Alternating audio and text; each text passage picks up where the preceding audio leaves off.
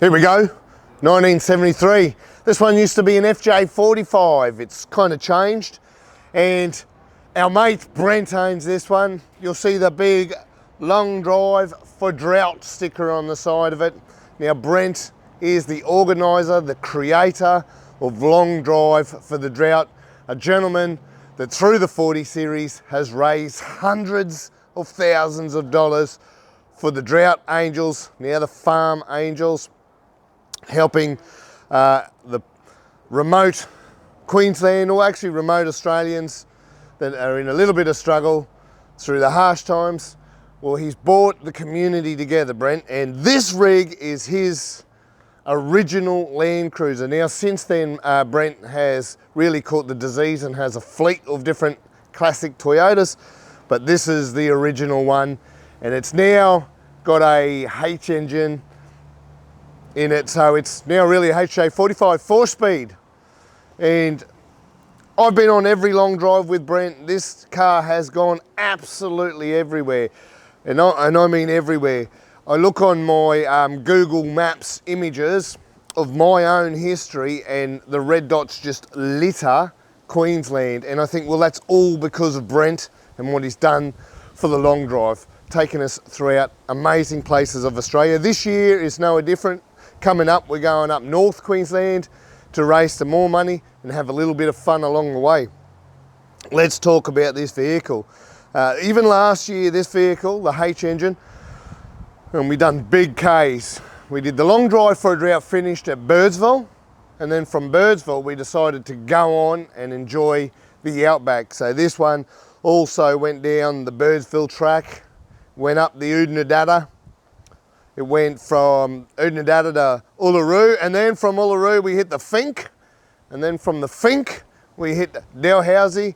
And this little rig, as it sits now, it hasn't even been washed since that trip. I've left it alone, we haven't washed it on him.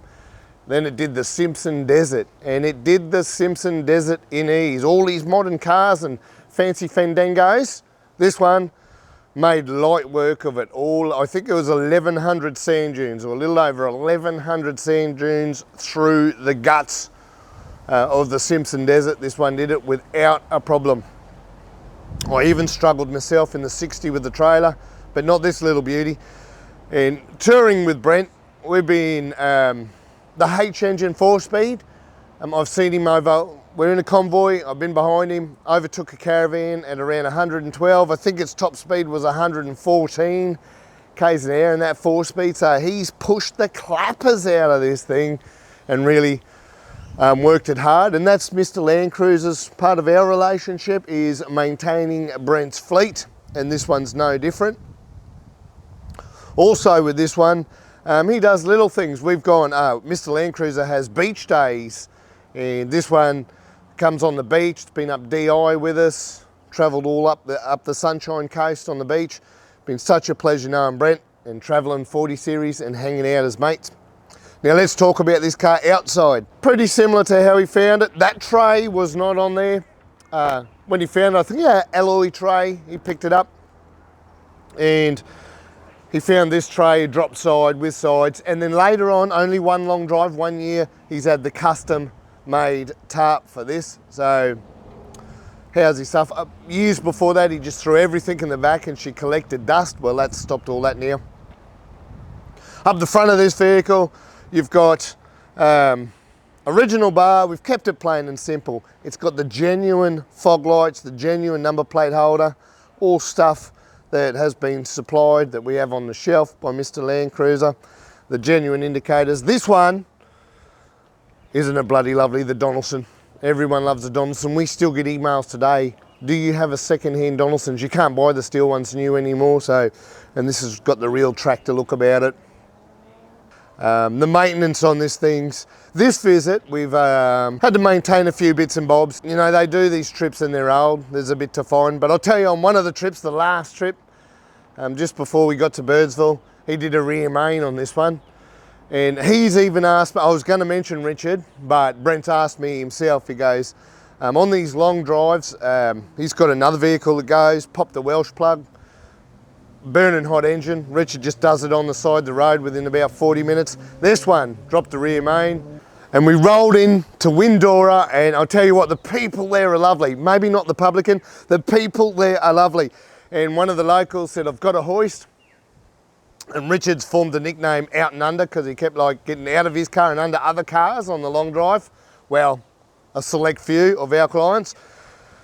And Brent dropped the rear main, so I think he had the box out and back in within 3 hours. And the people at Windora that owned the hoist, very accommodating with some of their tools. We made a mess on the floor, but Richard's had the box in and out of this one on one of the long drive for a drought. So it's rare that somebody gets towed home on these trips, and we will never ever, Richard personally will never ever let one of Brent's 3 vehicles that go on the long drive get towed home. They're all coming out on their own steam. So from there, that's when we did the desert and everything else. So we've got a long-standing relationship with the maintenance on these vehicles. Let's go and have a look at the H engine and how it actually sits in this engine bay. Get a load of this. So it's 1973, came out brand new, not with a H, it had the petrol engine in there. Now Brent found this vehicle out at Dalby, and some of its history was the gentleman he bought it off out Dalby way wasn't, he said he just flips cars and stuff. He wasn't the guy that its original owner, but he was the guy that did the engine conversion and put the H in there. So I'd say the old engine was Cactus. Now if we have a bit of a look, the pitch is a little wrong on this engine. You can see the fan's a lot higher than the shroud. She drops drastically at the back. But I'll tell you what, Brent has said something, and we agree, if it ain't broke, don't fix it. So it has hummed along. The pitch may be a little bit out, but this thing hasn't missed a beat. It just actually just purrs along, so very happy.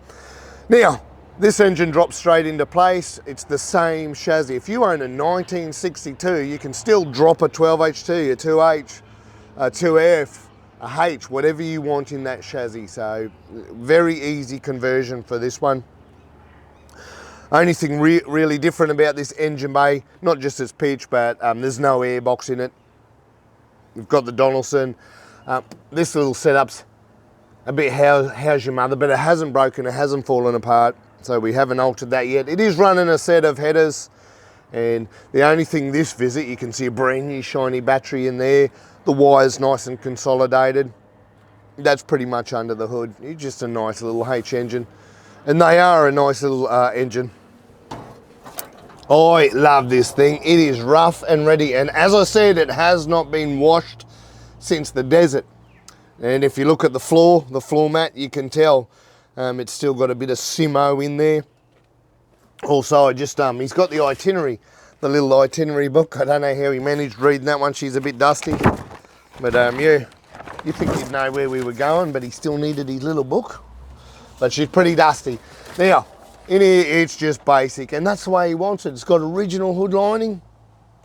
We'll work it out way down, the old wiper setup, everything's original. He has had the seats reupholstered, and that's about it. The dash has the cool, genuine radio blank. Somebody, maybe the farmer, opted out of paying extra for a stereo and got the blank. Now they're collectible.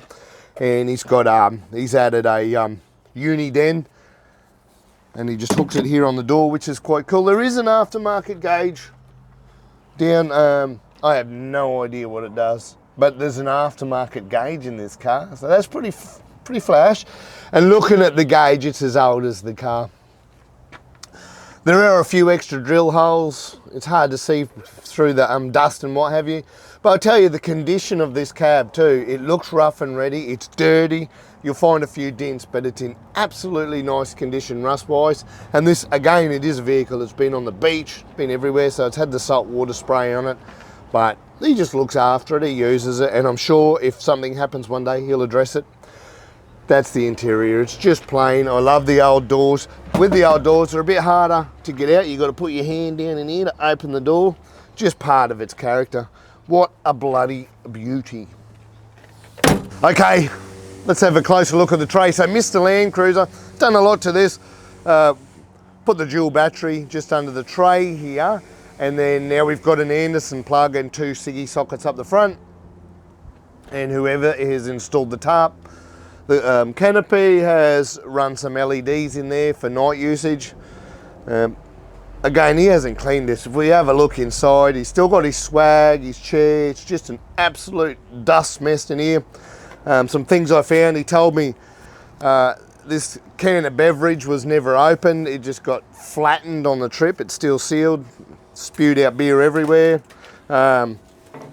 If you're going across the Simpson Desert, you need a poopy shovel. And so that's dug a few poops over a month's period. Look, there's still a little bit of poopy vitamins in the car, and the seat, it's all broken. He's beanie's seen better days, so got his beanie. I'll keep it warm for him, ready for the next trip. I ain't washing it, but I'll sure as hell wash my head when I'm finished. But this thing, he said, oh, I still haven't cleaned it. So after long drive last year, he come home, he's parked it up. He's got another 40 or 60, so he's parked this one up. And this is its first trip out of his shed down to Mr. Land Cruiser. So we're done our work here. We're gonna let him get it home, but let's wrap this one up. Okay, I've bought my trusty little map and some dates with me because I can't remember them all. A lot of this long drive stuff, I don't read the itinerary. I just turn up and follow the leader, one pub to another, raise some money and have some fun. But this year, come and say hello. Please come and say hello if you're in these areas. The 27th of August, we head off into the 4th of September. Now we start at Glendon to Charters Towers to Hewarden, Richmond, Julia Creek, Gregory, Burketown, Normanton. Normanton is where the Purple Hotel is, and I hear it's pretty wild. So come and buy Brent a drink. He'll need it by that stage of the trip. And then up to Karumba for the last part of the trip. And that will be the long drive. So from the 27th of August to the 4th of September, if you're in one of these country towns, come and say hello, come and have a drink with us, throw a few bucks in the tin. There'll be raffles and all sorts of fun along the way. Come and have a look at Brent's poopy shovel. I'm sure it'll be in the back, and buy the man a drink. But this is Brent, the legend, the man himself that has organised the long drive for the drought and raised hundreds of thousands of dollars. This is his very first vehicle, the 1973 FJ/HJ 45.